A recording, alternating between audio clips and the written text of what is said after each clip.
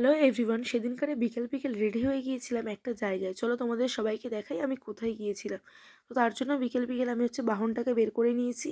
আর রাস্তার দু সাইডে ধান গাছ আর মাঝখানে রাস্তা। এরকম রাস্তাতে যেতে কার না ভালো লাগে বলো। তারপর ট্রেনে উঠে গেলাম। তো তারপর আমরা গিয়েছিলাম পিয়ালি মেলাতে।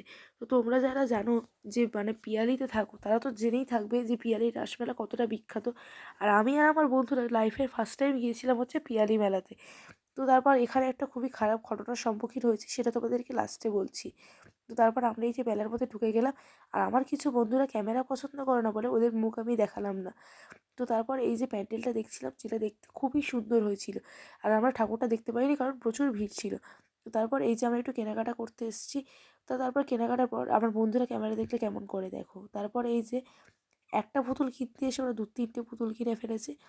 আমি কিন্তু এইসব পুতুল কিনিনি, আমি কিনেছি একটু দরকারি জিনিস।